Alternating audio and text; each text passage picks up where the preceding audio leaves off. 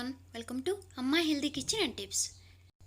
ఈరోజు సింపుల్గా అయిపోయే బ్రేక్ఫాస్ట్ రెసిపీని మీతో షేర్ చేసుకోబోతున్నాను. అదేంటంటే దోశ రెసిపీ అండి. మనం మామూలుగా దోశ చేయాలి అనుకుంటే బ్యాటర్ ముందుగానే రెడీ చేసి పెట్టుకోవాలి కదా. దీనికి అలా ఏమి అవసరం లేదండి. చాలా తక్కువ సమయంలో ఇంకా చాలా టేస్టీగా మనం ఈ దోశని ప్రిపేర్ చేయబోతున్నాం. ఇంకా ఇది హెల్దీ కూడా.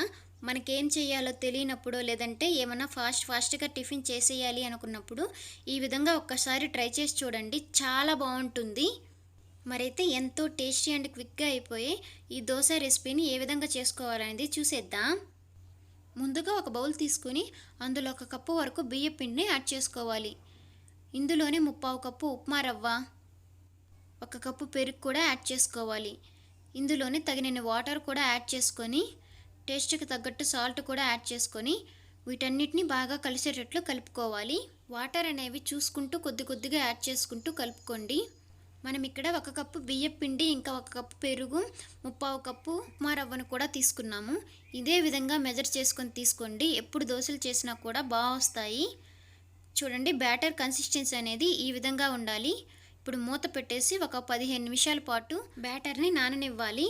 15 నిమిషాల తర్వాత చూడండి, బ్యాటర్ అనేది బాగా నానిపోయి ఉంటుంది. ఇప్పుడు ఇందులో కట్ చేసి పెట్టుకున్న 1 కప్పు ఆనియన్ ముక్కలు, 1 కప్పు క్యారెట్ తురుము, ఇంకా 1 పచ్చిమిర్చిని కూడా ఈ విధంగా చిన్న ముక్కలుగా కట్ చేసుకొని యాడ్ చేసుకోండి. ఇందులోనే సన్నగా కట్ చేసి పెట్టుకున్న 1 ఇంచు అల్లం ముక్కలు, కొద్దిగా కరివేపాకును కూడా యాడ్ చేసుకోవాలి. ఇందులో కొత్తిమీర కూడా యాడ్ చేసుకోవచ్చండి.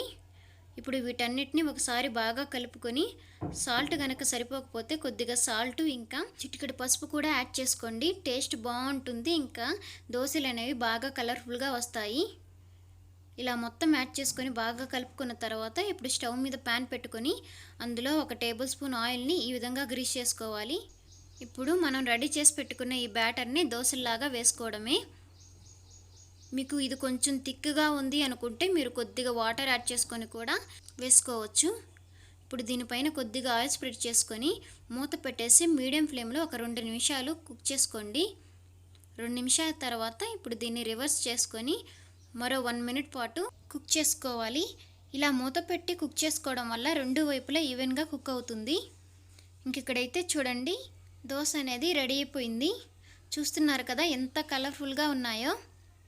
చాలా ఈజీ అండి చేసుకోవడం. ఇంకా టేస్ట్ కూడా చాలా బాగుంటుంది.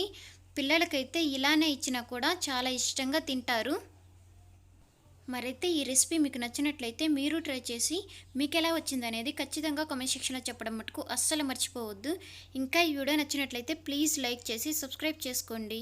మీ ఫ్రెండ్స్ అండ్ ఫ్యామిలీ మెంబర్స్కి షేర్ చేయండి. Thank you so much for watching.